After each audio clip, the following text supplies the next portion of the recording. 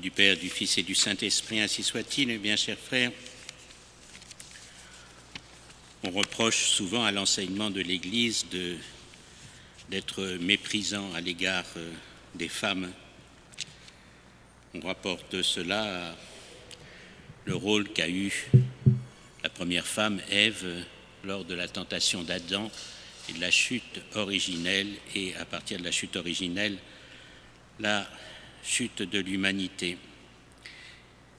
Et pourtant, eh bien, chers frères, quand nous regardons le récit des évangiles qui ont été écrits par des hommes et par des apôtres pour certains, on voit tout l'inverse.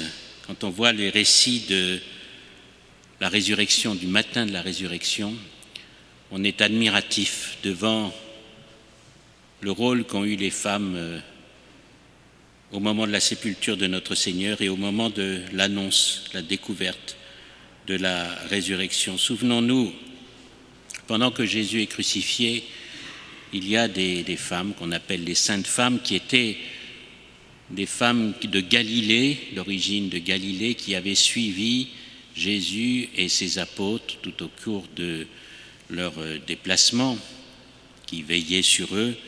Parmi elles, il y avait des femmes qui étaient mères de ses apôtres, de certains de ses apôtres. Et ces femmes, eh bien, elles sont là.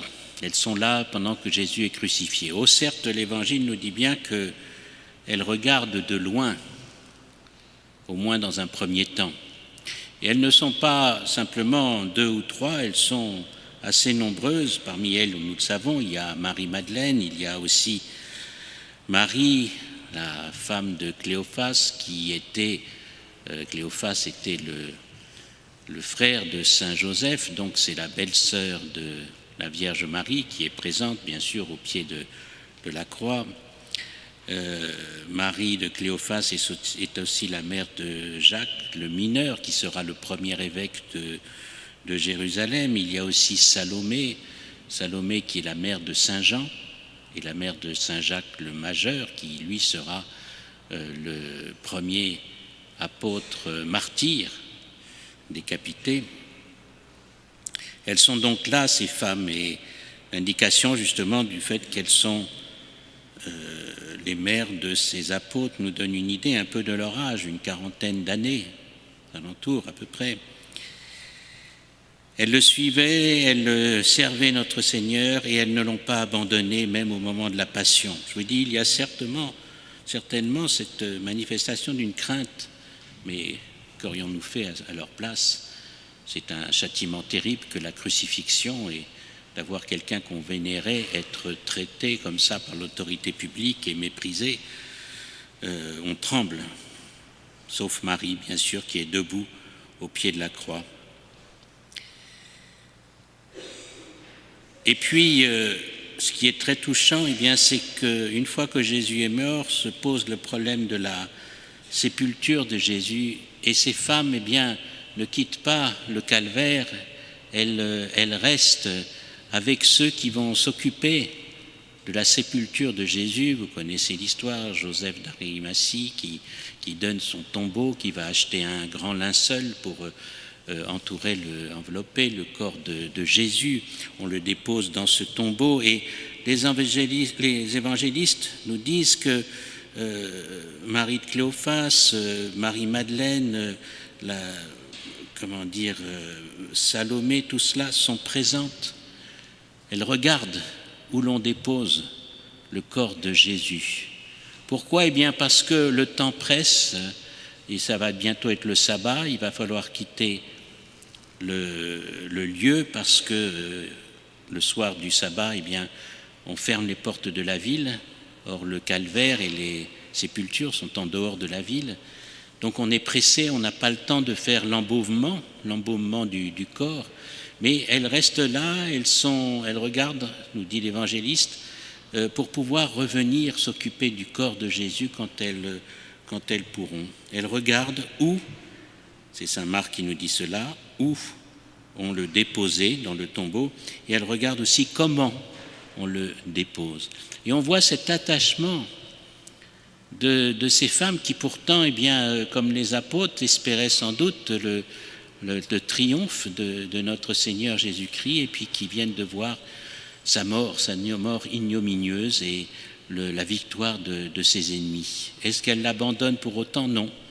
Elle veille sur son corps. Et bien, chers frères, ce souci des femmes pour le corps de Jésus et pas le souci des apôtres, à part Saint Jean, qui est sans doute, quoique l'évangéliste ne le dit pas, mais qui est sans doute présent au moment de la sépulture. À part les apôtres, à part les femmes, il n'y a pas d'apôtres. Ils ne sont pas là, les hommes. Ils ne sont même pas à regarder de loin la mort de Jésus. Ils sont enfuis, ils l'ont abandonné.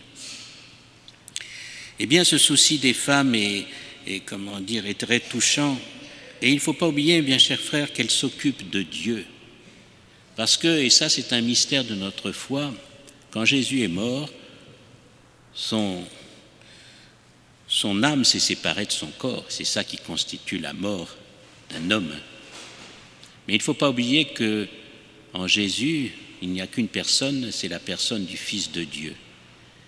Et le Fils de Dieu s'est donc incarné dans un homme, Jésus. Mais quand cet homme est mort, il ne faut pas croire que la divinité est partie avec l'âme, en quelque sorte, et puis que le corps ne serait plus qu'un cadavre en décomposition. Non, il y a une union substantielle entre le corps de Jésus, qui est là, déposé dans le tombeau, et Dieu, de telle sorte qu'on peut vraiment dire que Dieu est là, dans le tombeau. C'est comme un tabernacle, Dieu est présent. Et en s'occupant du soin de ce corps, elles s'occupent de Dieu. Peut-être qu'elles n'en ont pas conscience parce qu'elles n'ont pas encore toute l'affirmation du contenu de la foi qu'elles ont, mais c'est bien une réalité. Donc elles sont là, les femmes, et elles regardent, elles sont assises en face du tombeau et elles regardent. Et le soir, juste avant le début du sabbat, vous savez que le sabbat va commencer avec la tombée de la nuit, et pendant ce sabbat, qui en plus est un grand sabbat, c'est la fête de Pâques, il n'est pas question de bouger, c'était le repos complet dans la ville. Juste avant, elles ont le temps de commencer à préparer les onguents. C'est Saint Luc qui nous explique cela, les onguents pour la sépulture de Jésus. Et ensuite, bien sûr, le sabbat arrive, il est sonné par toute la ville de Jérusalem, et les femmes, pendant ces 24 heures, jusqu'au samedi soir, vont respecter le sabbat, vont porter ce deuil de Jésus. Le samedi soir, le sabbat cesse, puisque la journée chez les Juifs commençait avec la tombée de la nuit. Donc le sabbat cesse le samedi soir. Et que font-elles toutes ces femmes? Immédiatement, Marie-Madeleine, Marie, la mère de Jacques le mineur, elles partent acheter des aromates, les magasins rouvraient, le sabbat était terminé, elles partent acheter des aromates. On voit elles respectent la loi, mais elles ont cette volonté de tout entreprendre rapidement pour pas que le corps de Jésus, pense-t-elle, puisse se décomposer trop rapidement. Donc elles veillent sur ce corps de Jésus. Et puis la nuit vient, elles dorment. Et le lendemain matin, ces aromates qu'elles ont achetés, elles vont les porter au tombeau de Jésus. Elles se rendent de très bonne heure, nous disent les évangélistes, juste alors que le soleil s'est levé, et un autre évangéliste dit juste avant le lever du soleil. Donc ça nous donne une indication précise, c'est vraiment à ce moment-là, donc juste très très tôt le matin, que les femmes se rendent au tombeau. Elles savent où il est, ce tombeau, puisqu'elles ont assisté à la sépulture de Jésus. Et elles emportent des aromates et des onguents pour l'embaumement, et il ne faut pas croire que c'était des petits paquets, c'était ces aromates, ces embaumements qui étaient nécessaires pour une sépulture, pesaient très lourd, et donc elles doivent emporter tout cela avec elles. Et bien sûr, elles sont seules, ces femmes. Les apôtres ne sont pas là, les hommes ne sont pas là. Et elles se posent cette question, elles disent, mais qui va nous rouler la pierre qui est à l'entrée du tombeau, parce qu'elle était extrêmement grande. Ce n'est pas qu'elles ne se sont pas posé la question avec étourderie, elles se disent tiens, on a oublié de demander à quelqu'un de venir nous aider. Non, c'est que visiblement, elles y ont pensé avant, mais qu'il n'y a pas eu de volontaire. Et les hommes qu'ils ont sans doute essayé de recruter ne sont pas là. Courageux, mais pas téméraires. Elles arrivent et vous le savez ce qui se passe, elles voient le tombeau ouvert. Grande surprise. Voilà, le tombeau, la pierre est mise de côté. Et Sainte Marie-Madeleine comprend immédiatement, elle jette juste un coup d'œil à l'entrée du tombeau, elle voit qu'il est vide et elle part en courant. C'est bien son tempérament, ça, Marie-Madeleine. Les femmes en Israël, elles ne sont pas seules. Elles se déplacent à plusieurs, c'est une manière de se protéger aussi des hommes, et puis aussi c'est une question de vertu, de sainteté. Marie-Madeleine, n'oublions pas, c'est la pécheresse, et c'est une femme qu'on voit seule, comme on verra la Samaritaine aussi seule avec Jésus au tombeau au puits de Jacob. Elle part en courant, elle n'a pas peur, elle est intrépide et elle va vite se précipiter pour aller avertir Saint Pierre et Saint Jean pour leur annoncer ce qu'elle vient de voir. Elle est complètement perturbée et elle leur dit ils ont pris le Seigneur du tombeau, ils l'ont enlevé du tombeau, on pourrait même mieux traduire, on l'a enlevé du tombeau et nous ne savons pas, elle parle au nom des femmes, nous ne savons pas où on l'a mis. Nous ne savons pas où on l'a mis. Pendant ce temps-là, pendant que Marie-Madeleine est partie en courant ainsi, eh bien, les autres femmes s'avancent vers le tombeau. Et là, elles le voient bien en entrant que Jésus n'y est plus. Que Jésus n'y est plus. Donc, elles sont stupéfaites. Et à ce moment-là, elles voient, il y a un ange. Quand elles rentrent dans le tombeau, elles voient un ange qui leur annonce la résurrection de Jésus et qui leur dit « Allez annoncer aux apôtres que Jésus est ressuscité ». Il est intéressant de voir que d'ailleurs l'apôtre ne leur dit pas, l'ange ne leur dit pas Jésus de Nazareth, il dit je sais que vous cherchez Jésus le crucifié. Voilà, c'est le corps du crucifié. Jésus est le crucifié et il l'est pour l'éternité. Jésus le crucifié. Et vous savez que Jésus gardera ses plaies après la résurrection pour que nous comprenions bien que c'est celui qui est mort sur la croix, véritablement mort sur la croix, qui est ressuscité pour nous, le même.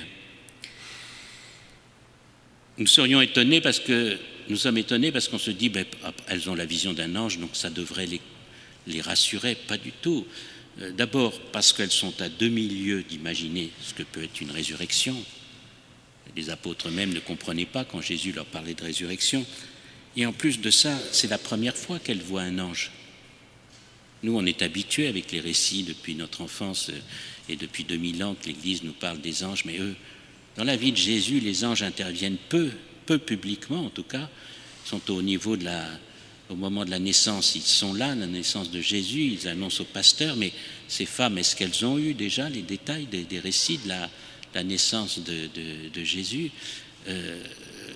Les anges interviennent aussi au moment du jeûne de Jésus, à la fin du jeûne de Jésus au désert, mais elles ne sont pas là et c'est pas les anges qui viennent servir Jésus, c'est pas publiquement qu'ils apparaissent.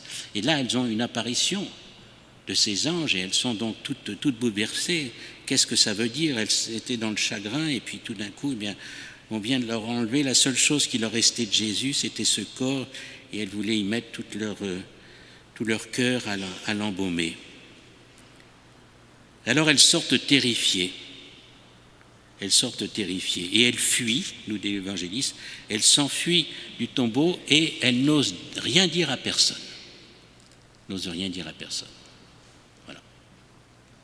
Ce qui est intéressant pour nous, bien chers frères, c'est de voir que tous ces gens qui seront des témoins de la résurrection sont à demi-lieue d'imaginer que Jésus puisse ressusciter. Et ils sont vraiment pas disposés à le croire. On a beau leur mettre un ange qui leur dit que Jésus est ressuscité, elles sont complètement bouleversées, elles ne comprennent pas. Et donc elles s'en vont. Et pendant ce temps-là, Pierre et Jean, eux, arrivent au tombeau un peu après parce qu'ils ont été avertis et Saint Jean a dit à Saint Pierre qu'il fallait sans doute aller voir ce qui se passait, et Saint Pierre avait besoin de Saint Jean, parce que Saint Pierre, lui, qui avait abandonné notre Seigneur pendant la Passion et qu'il avait même renié, Saint Pierre ne savait pas où était le calvaire, et Saint Pierre ne savait pas surtout où était la tombe, tandis que Saint Jean, lui, il savait tout cela. Donc Saint Jean trace le chemin, il va même plus vite, nous dit l'évangéliste, que Saint Pierre, parce qu'il est plus jeune. Il rentre et il arrive au tombeau, il n'ose pas rentrer. C'est Saint Pierre qui, en arrivant, pénètre dans le tombeau et constate que le tombeau est vide aussi, et qu'il ressort très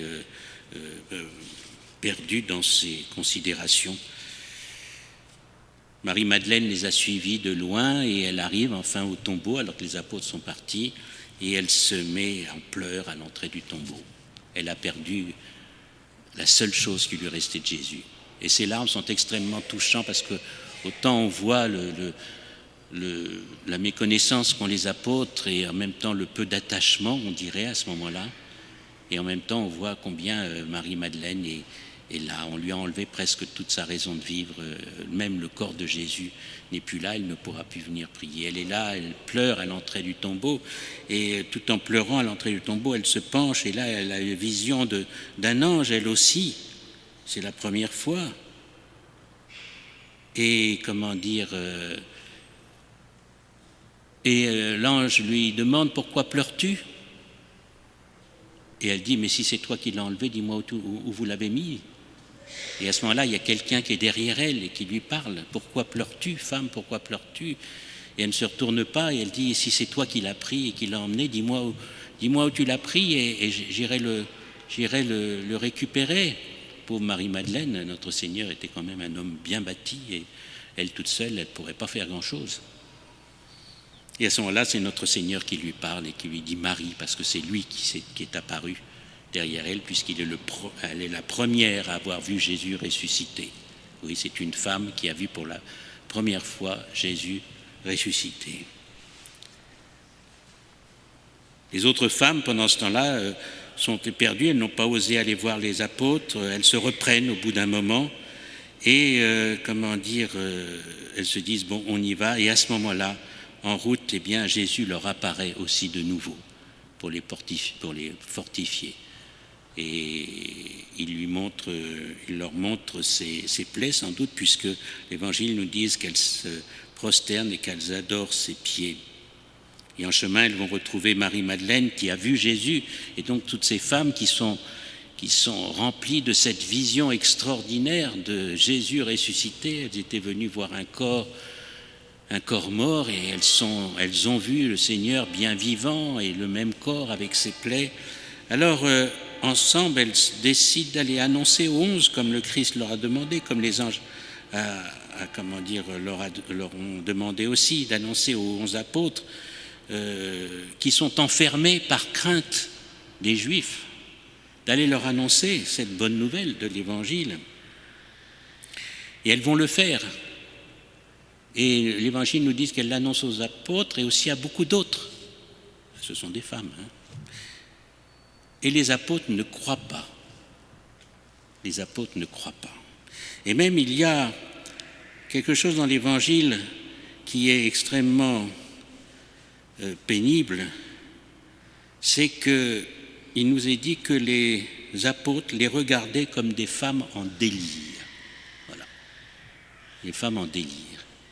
Voilà. Ils n'y croient pas du tout. Qu'est-ce que c'est que ces histoires d'anges, ces histoires de résurrection? Vraiment, le choc de la mort de Jésus les a complètement ébranlés.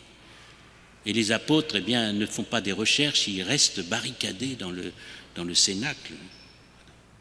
Et vous savez, c'est ce que nous rapportent les évangiles, le soir, Jésus apparaît aux apôtres.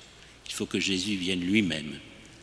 Les apôtres n'ont pas voulu croire aux paroles de ces femmes, qui étaient pourtant des femmes extrêmement dévouées, qu'elles connaissaient. Certaines étaient même membres des familles des apôtres. Et Jésus donc montre aux apôtres ses mains et ses pieds. Et nous dit saint Marc,